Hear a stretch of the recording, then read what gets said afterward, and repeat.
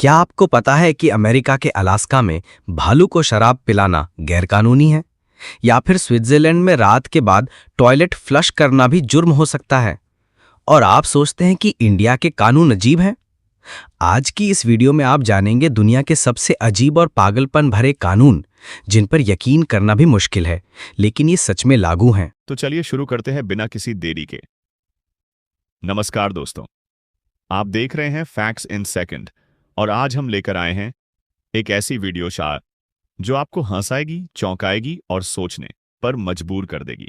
Video को अंत तक जरूर देखिए, क्योंकि आखिरी में हम बताएंगे वो देश जहां आप अपने घर की दीवार पर पेंट करने से पहले सरकार से परमिशन लेनी पड़ती है।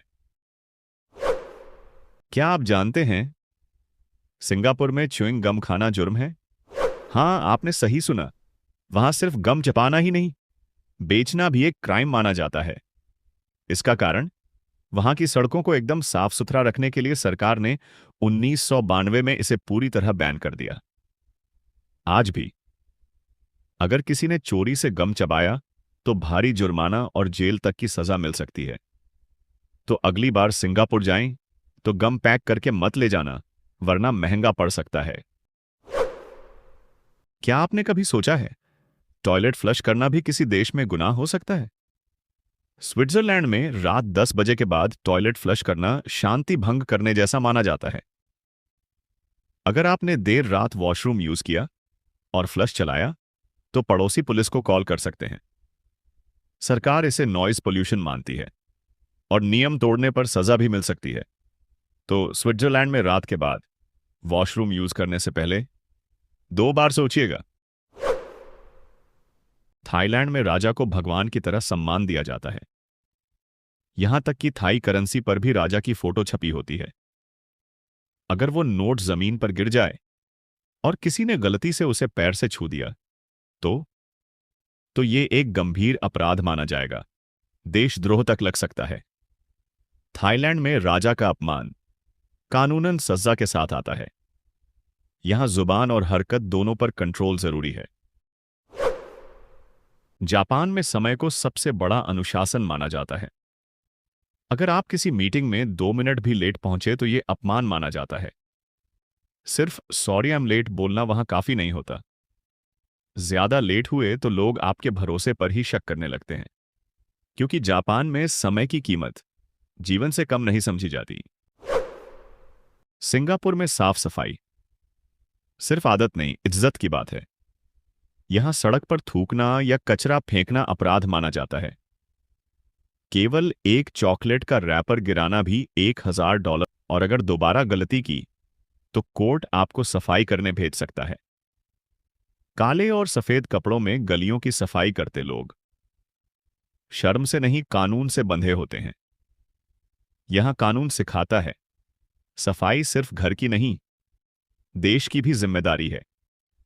सिंगापुर चमकता है क्योंकि यहां हर नागरिक खुद को जिम्मेदार समझता है, क्योंकि यहां इज्जत सड़क की नहीं, सोच की होती है। जापान में अगर कोई अपने ऑफिस की कुर्सी पर सो रहा है तो उसे निकम्मा नहीं, मेहनती समझा जाता है, क्योंकि वहां मानते हैं कि इंसान तभी ऑफिस में सोता है जब उसने जान लगा दी हो। काम में थकावट वहां शर्म की बात नहीं, बल्कि मेहनत का मेडल है। एक जापानी वर्कर की नींद उसकी लगन की पहचान है। वो लोग जो रात भर घर नहीं लौटते, उनके लिए कुर्सी ही तकिया है और टेबल ही चादर। वहां काम के बोझ से झुकी कमर समाज में इज्जत की मिसाल बन जाती है। जहां दुनिया नींद को आलस मानती है, वहां जापान वाले नींद को कर्तव्य की थकावट कहते हैं। सोचिए, अगर हमारे समाज में भी मेहनत की इतनी कद्र होती तो शायद कुर्सियों पर सोते हुए लोग शर्म से नहीं, सम्मान से देखे जाते। हम सोचते हैं मां जैसा शुद्ध है दूध, लेकिन सच्चाई कड़वी है। देश के कई हिस्सों में नकली दूध में डिटर्जेंट, यूरिया और तेल तक मिलाया जाता है। वो दूध जो बच्चे को ताकत देनी चाहिए, बीमारियां दे रहा है। सिर्फ स्वाद नहीं, भरोसा भी बेचा जा रहा है। गांव में गाय की पूजा होती है, लेकिन शहर में उसकी कीमत लगाई जाती है। सच ये है, मिलावट अब व्यापार नहीं, अपराध है। हर गिलास दूध में मां की ममता नहीं, कभी कभी धोखा घुला होता है। अगर दूध नकली है तो सेहत कैसे असली बचेगी? साउथ कोरिया में लोग अपनी नकली मौत का अनुभव करते हैं।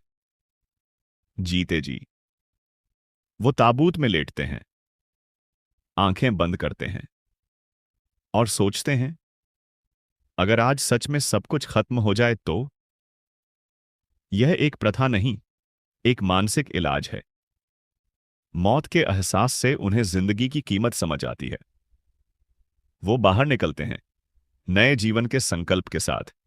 कभी कभी कुछ खोने से पहले खो देने की कल्पना जरूरी होती है। यहां लोग मौत से नहीं डरते, बेकार जीने से डरते हैं, क्योंकि असली जिंदगी वही है जो हर पल मौत से बेहतर हो। डेनमार्क में अपने बच्चे का नाम रखना उतना आसान नहीं जितना लगता है। डेनमार्क में आप अपने बच्चे को मनचाहा नाम नहीं दे सकते।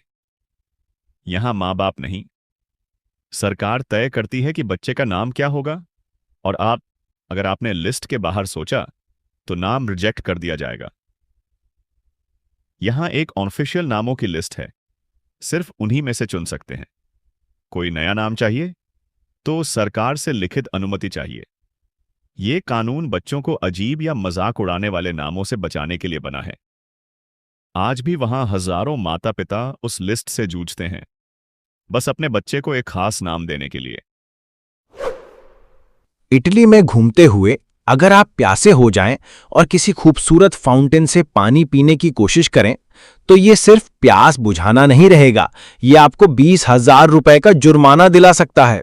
जी हां, इटली की कई ऐतिहासिक जगहों पर फाउंटेन से पानी पीना एक कानूनी अपराध है। वहां की सरकार इन्हें सांस्कृतिक विरासत मानती है और इन्हें बचाने के लिए सख्त कानून बनाए गए हैं।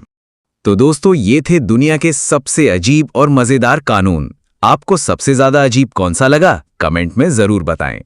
अगर आपको ऐसे मजेदार और दिमाग घुमा देने वाले फैक्ट्स पसंद हैं, तो वीडियो को लाइक करें, चैनल फैक्ट्स इन सेकंड को सब्सक्राइब करें और घंटी जरूर दबाएं।